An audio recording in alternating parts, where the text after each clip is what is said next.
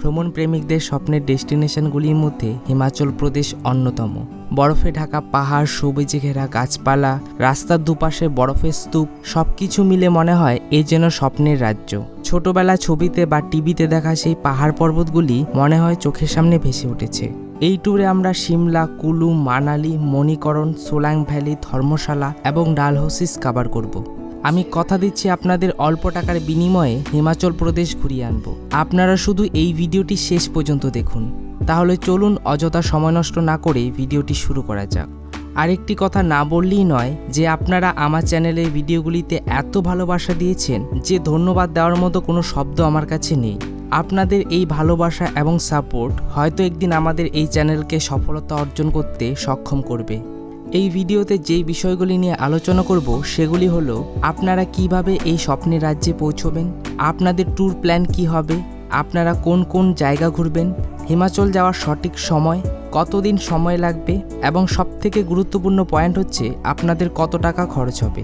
এই ট্যুরের ক্ষেত্রে প্রথম গুরুত্বপূর্ণ পয়েন্ট হলো আপনারা বাড়ি থেকে কিভাবে ডেস্টিনেশনে পৌঁছবেন। আপনার বাড়ির কাছের স্টেশন থেকে সোজা চলে যান কালকা স্টেশনে। কলকাতা থেকে কালকা স্টেশনের দূরত্ব প্রায় 1805 কিলোমিটার। ট্রেনে সময় লাগবে 28 ঘন্টার মতো। কালকা স্টেশন থেকে আপনারা চাইলে গাড়ি করেও সিমলাতে পৌঁছতে পারবেন অথবা কালকা স্টেশন থেকে টয় ট্রেনের মাধ্যমেও পৌঁছে যেতে পারবেন সিমলাতে। কিন্তু আমি আপনাদের পার্সোনালি রেকমেন্ড করব আপনারা টয় ট্রেনের মাধ্যমে সিমলায় যান। আঁকাবাঁকা রাস্তার মাঝখান দিয়ে যাওয়ার সময় এক রোমাঞ্চকর ও প্রাকৃতির অদ্ভুত সৌন্দর্যে দর্শন করতে পারবেন। বিশ্বাস করুন এটি আপনার জীবনের সেরা একটি টয় ট্রেনের জার্নি হবে। দ্বিতীয় অপশানটি হচ্ছে আপনারা কলকাতা থেকে চণ্ডীগড় স্টেশনে চলে যান এবং সেখান থেকে গাড়ি করে আপনারা পৌঁছে যেতে পারবেন সিমলাতে। চণ্ডীগড় স্টেশন থেকে সিমলার দূরত্ব প্রায় 100 কিলোমিটার। গাড়িতে করে গেলে 3 থেকে 4 ঘন্টা সময় লাগবে। এবং শেষ অপশানটি হচ্ছে আপনারা দিল্লি থেকে ভলভো করেও সিমলাতে পৌঁছে যেতে পারবেন। এক্ষেত্রে আপনাদের সিমলাতে পৌঁছতে সময় লাগবে 6 থেকে 7 ঘন্টা। সিমলাতে পৌঁছানোর পর সিমলার ম্যাল রোডের কাছাকাছি একটি হোটেল নিয়ে নেবেন। হোটেল গাড়ি আগের থেকে বুক করে রেখেছিলাম ট্যুর পিকার্সের বিশ্ববাবুর কাছ থেকে। সিমলা স্টেশন থেকে পিক আপ করা থেকে শুরু করে হোটেল, গাড়ি, খাওয়া দাওয়া এবং সমস্ত সাইট সিন দায়িত্ব নিয়ে সুন্দরভাবে করিয়ে দিয়েছিলেন। বিশ্ববাবুর সাহায্যে আমরা খুব কম খরচে এই ট্যুরটি সম্পূর্ণ করতে পেরেছি। আপনারা চাইলে যোগাযোগ করতে পারেন স্ক্রিনে দেওয়া নম্বরে। হোটেলে গিয়ে ফ্রেশ হয়ে বিকেলের দিকে পায়ে হেঁটে বেরিয়ে পড়ুন সিমলার ম্যাল রোড ঘুরতে। সিমলার ম্যাল রোডে কিন্তু কোনো প্রকারের গাড়ি ঘোড়া চলে না, তাই আপনাদের পায়ে হেঁটে পুরো সিমলার ম্যাল রোড ঘুরতে হবে। ম্যাল রোডে গিয়ে প্রথমে আপনাদের চোখে পড়বে ম্যাল রোড থেকে পাহাড়ের দুর্দান্ত ভিউ, চোখ জুড়িয়ে যাওয়ার মতো দৃশ্য। এরপর মিনিট 10 পায়ে হেঁটে চলে যান সিমলার কালীবাড়িতে। এই মন্দিরের কালী ঠাকুরকে শ্যামা বলে ডাকত এবং সেই থেকেই এই জায়গাটির নাম দেওয়া হয় সিমলা। এরপর আপনারা চাইলে সিমলার ম্যাল রোড থেকে বিভিন্ন ধরনের জিনিসপত্র কেনাকাটা করতে পারেন। এখানকার জিনিসপত্রের দাম অনেকটাই সস্তা। এরপর আপনারা ফিরে যান হোটেলে। এখানেই আমাদের ডে 1 শেষ হলো।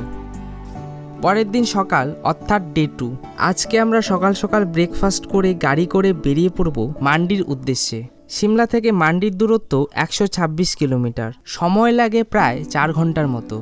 এবং আজকের যাত্রাপথে আমাদের লোকাল সাইট সিনে থাকবে কিছু অসাধারণ জায়গা। প্রথমেই রয়েছে জাকো টেম্পল। সিমলা থেকে 8 কিলোমিটার দূরে অবস্থিত এই মন্দিরটি সিমলার জনপ্রিয় মন্দিরগুলির মধ্যে এটি একটি। এই মন্দিরটি অবস্থিত সিমলার সবথেকে উঁচু হিলে। তাছাড়াও রয়েছে 108 ফুট উঁচু হনুমানজির বিশাল মূর্তি। এরপর আমাদের রাস্তায় পড়বে গ্রিন ভ্যালি। পাহাড়ের বুকে থাকে থাকে রয়েছে শুধুমাত্র সবুজের ছোঁয়া।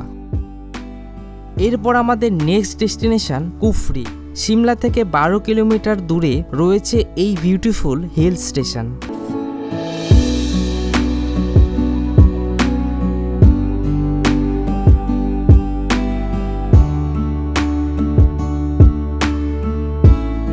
কুফরির ট্যাক্সি স্ট্যান্ড থেকে কুফরির হিল স্টেশন যাওয়ার ক্ষেত্রে এইটুকু পথ আপনারা ঘোড়ার পিঠে করেও যেতে পারেন অথবা আপনারা পায়ে হেঁটেও চলে যেতে পারবেন। শীতকালে রয়েছে প্রচুর স্নো এবং বিভিন্ন ধরনের অ্যাক্টিভিটি এবং গ্রীষ্মকালে আপনারা পাবেন কুফরির সিনিক বিউটি। এরপর সুন্দরনগর লেক দেখে আমরা পৌঁছে যাব মান্ডিতে এবং আজকে আমরা মান্ডিতেই স্টে করব। ডে 3 আজকে আমাদের ডেস্টিনেশন হলো মান্ডি থেকে মানালি।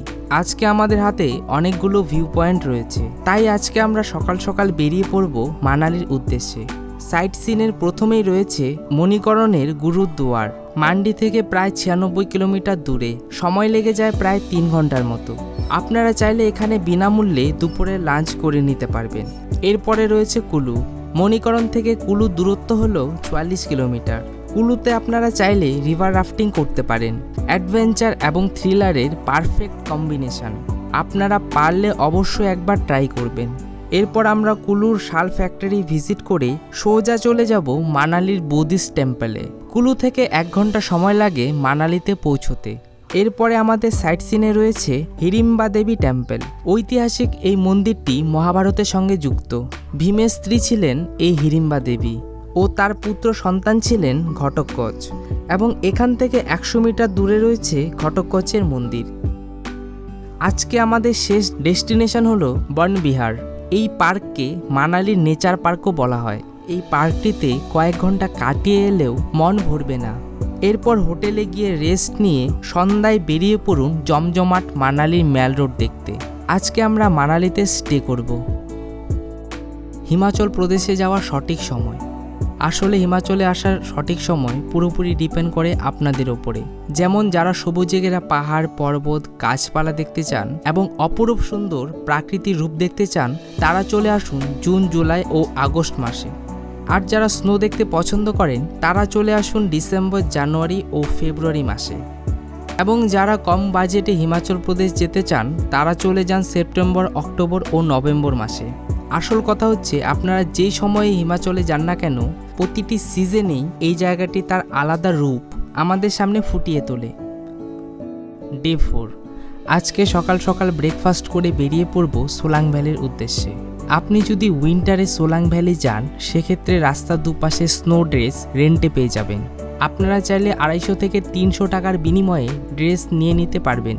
সোলাং ভ্যালি যাওয়ার দুটো অপশান রয়েছে। প্রথম অপশানটি হচ্ছে মানালি থেকে রোতাং পাস হয়ে অটল টানেল দিয়ে সোলাং ভ্যালি যেতে পারবেন, এবং দ্বিতীয় অপশানটি হচ্ছে মানালি থেকে সোজা অটল টানেল দিয়ে শিশু ভিলেজ হয়ে সোলাং ভ্যালি যেতে পারবেন। রোতাং পাস কিন্তু উইন্টারের সময় হ্যাভি স্নোফলের কারণে 2-1 মাস বন্ধ থাকে। সেক্ষেত্রে আপনাদের বাধ্যতামূলক দ্বিতীয় অপশানটি বেছে নিতে হবে। এই রোতাং পাসে যাওয়ার জন্য কিন্তু পারমিটের প্রয়োজন হয়। পারমিটের জন্য এক্সট্রা 500 টাকা লাগে। আমাদের পারমিটের ব্যবস্থা করে দিয়েছিল ট্যুর পিকার্সের বিশ্ববাবু। উইন্টার হোক বা সামার, আপনারা যখনই যান না কেন, এই রোতাং পাসের আঁকাবাঁকা রাস্তা দেখে আপনাদের মন ভরে যাবে। এই রোতাং পাসে না এলে হয়তো আমি জানতেই পারতাম না যে রাস্তাকেও প্রকৃতি এত সুন্দরভাবে সাজিয়ে রাখতে পারে। এরপর আমাদের আজকের মেন ডেস্টিনেশন হলো অটল টানেল হয়ে সোলাং ভ্যালি। শীতকালে রয়েছে প্রচুর স্নো এবং বিভিন্ন ধরনের অ্যাক্টিভিটি, আর গ্রীষ্মকালে রয়েছে সবুজে ঘেরা পাহাড়। সারা বছরই সোলাং ভ্যালি তার নিজের সৌন্দর্য ধরে রাখে এবং পর্যটকদের তার রূপে রাঙিয়ে তোলে। এরপর বিকেলের দিকে আমরা সোলাং ভ্যালি থেকে মানালির উদ্দেশ্যে রওনা দেব। আজকে আমরা মানালির হোটেলে স্টে করব। ডে 5। আজকে আমরা মানালি থেকে ধর্মশালা যাব। মানালি থেকে ধর্মশালার দূরত্ব হলো 215 কিলোমিটার। ধর্মশালা যাওয়ার পথে প্রথমেই পড়বে বৈদ্যনাথ মন্দির। মানালি থেকে এই মন্দিরের দূরত্ব 165 কিলোমিটার। এরপর এই মন্দির থেকে 18 কিলোমিটার দূরে আমাদের next destination Palampur tea garden. নিস্তব্ধ শান্ত পরিবেশে আপনারা কখন যে হারিয়ে যাবেন বুঝতেও পারবেন না। এই চা বাগানটি নেচার প্রেমিকদের জন্য পারফেক্ট জায়গা। এরপর আমরা আবার গাড়ি করে বেরিয়ে পড়ব ধর্মশালার উদ্দেশ্যে। আজকে আমরা ধর্মশালাতে স্টে করব। ডে 6। আজকে আমরা ধর্মশালা থেকে ডালহৌসিস যাব। ধর্মশালা থেকে ডালহৌসিসের দূরত্ব 118 কিলোমিটার। পৌঁছতে সময় লেগে যাবে 4 থেকে 5 ঘন্টা। এবং আজকে আমাদের লোকাল সাইট সিনে অনেকগুলো জায়গা রয়েছে। আজকে আমাদের প্রথম সাইট সিনে রয়েছে বক্সনাগ টেম্পল। ধর্মশালা থেকে 25 মিনিটের দূরত্বে রয়েছে এই মন্দিরটি, এবং এই মন্দির থেকে 1 কিলোমিটার ওয়াকিং ডিস্টেন্সে রয়েছে আমাদের দ্বিতীয় লোকেশন বাক্সনাথ ওয়াটারফল। এই দুর্দান্ত সুন্দর ওয়াটারফলের সঙ্গে যুক্ত রয়েছে ধার্মিক ও ঐতিহাসিক অনেক তথ্য। এরপর ওয়াটারফল থেকে 18 কিলোমিটার দূরে আমাদের নেক্সট ডেস্টিনেশন ম্যাকলডগঞ্জের ডাল লেক। এই লেকের চারপাশ সবুজ দেবদারু গাছ দিয়ে ঘেরা, এমনকি লেকের জলের রঙও সবুজ। এই জায়গাটিকে আরও বিশেষ ও পবিত্র করে তোলে লেকের পাশে থাকা ছোট্ট একটি শিব মন্দির। এখান থেকে 13 কিলোমিটার দূরে আমাদের নেক্সট ডেস্টিনেশন ক্রিকেট স্টেডিয়াম। এই স্টেডিয়ামের সৌন্দর্য নিয়ে নতুন করে আর বলার কিছু নেই। এই স্টেডিয়ামের কালার কম্বিনেশন এবং স্টেডিয়াম থেকে পাহাড়ের অসম্ভব সুন্দর ভিউ, যা মুখে বলে বোঝানোটা আমার পক্ষে অসম্ভব। ধর্মশালায় গেলে আপনারা এই জায়গাটি একদমই মিস করবেন না। এরপর একে একে দালাইমা মনেস্ট্রি আর নামগ্যাল মনেস্ট্রি ভিজিট করব। আজকে আমরা ডালহৌসিতে নাইট স্টে করব। ডে 7-এ আমরা ডালহৌসি থেকে অমৃতসরে যাব। ডিস্টেন্স হচ্ছে 198 কিলোমিটার। এই দিন আমাদের তেমন কোনো লোকাল সাইট সিন নেই, শুধু একটি মাত্র ভিউ পয়েন্ট রয়েছে, সেটি হলো খাজিয়ার, যাকে মিনি সুইজারল্যান্ডও বলা হয়।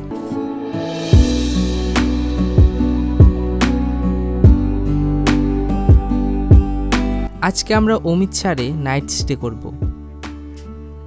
ডে 8 আমাদের ট্যুরের লাস্ট ডে। আজকে আমরা সকাল সকাল গাড়ি করে বেরিয়ে পড়ব অমৃতসরে লোকাল সাইট সিন করতে।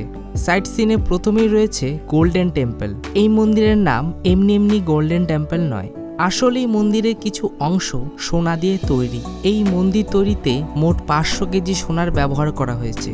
ইতিহাসের পাতায় এই মন্দিরের সঙ্গে যুক্ত এত ঐতিহাসিক ঘটনা রয়েছে, যা এই ভিডিওতে অল্প সময়ের মধ্যে বোঝানো অসম্ভব ব্যাপার।